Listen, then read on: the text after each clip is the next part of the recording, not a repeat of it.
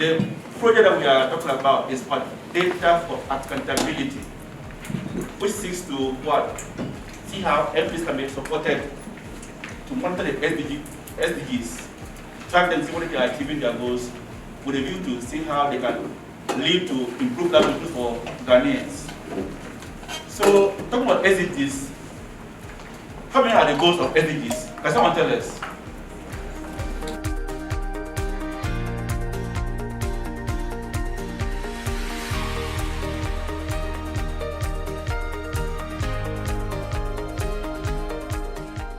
At the district level, as I said, they just give the raw data to officers. When it comes to its usage, you, the research officer, how do you present it? As some people will say, if you have a bottle like this and the water is half full, you see whether it's half empty or half full. So that's been the challenge, depending on who is supporting the project and how you want to be or present yourself to the one who is going to use the data. Sometimes skews your findings to please the person, and that's what we should continue to be aware of.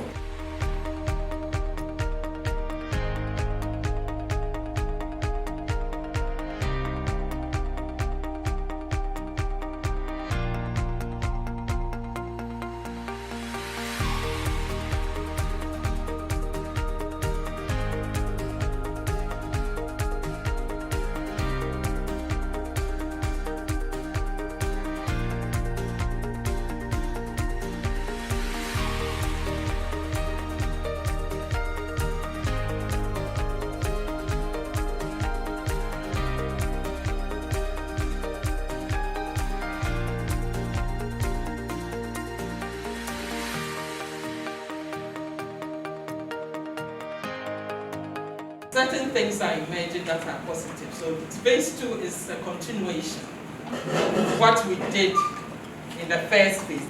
It's good that there is collaboration between the institutions, especially GSS and Parliament. So we're hoping that other data producers, and that came up when Mohammed spoke yesterday, that we might want to expand this kind of partnership to cover other data producers. So it's something the project hopes that we can accomplish. We've all heard that phase 1, we've set up a desk. From our interaction, we've heard that we need to improve visibility. That's not the only thing. There are several other things we need to improve. Make it work well. How do we even track what is happening? Who is collecting what information? Which MP is getting what? Training for committees. The first phase targeted 2 committees. We were able to do a lot of work with 1 committee. Unfortunately, we didn't move too much with the second, which is okay because of the challenge.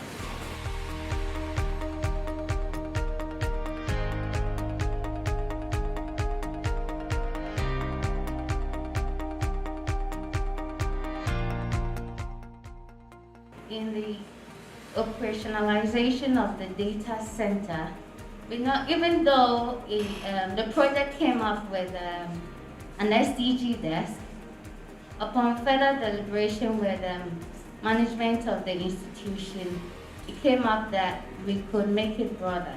So they came up with a data center. But even though the project has been approved, the data center has been approved by the institution, and space have been demarcated for the center.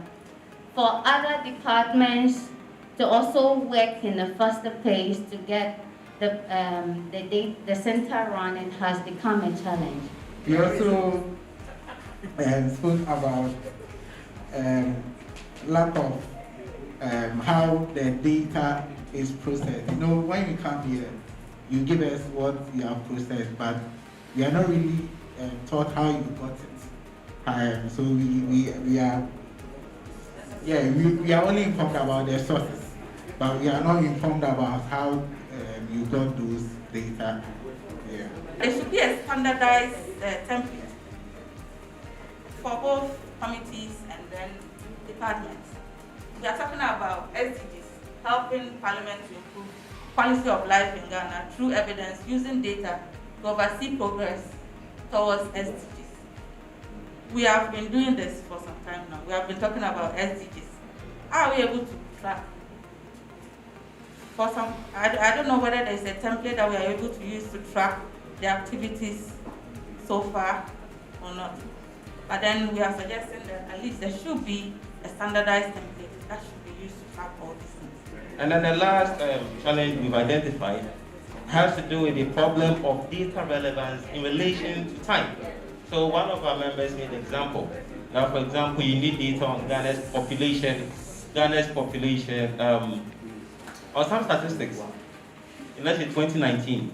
And because probably the last census we had was 9 years ago, it becomes very difficult to get exact, number or statistics you're looking for, unless of course you follow projections based on the growth of our population, over the years, exactly. So, but our colleague from the Ghana Statistical Service explained issues to us. From their side, there's nothing they can do, but sometimes it becomes a challenge when you're conducting research. DAP II provides a very opportune time for us to move forward in ways that would strengthen our capacities, in ways that will be much more prepared to support parliaments, and in this case our parliament, and also to improve our relationship with the GSS, and of course with ourselves here. Data issues have become very key, and now we know data has become more like a boat. Everyone is chasing it.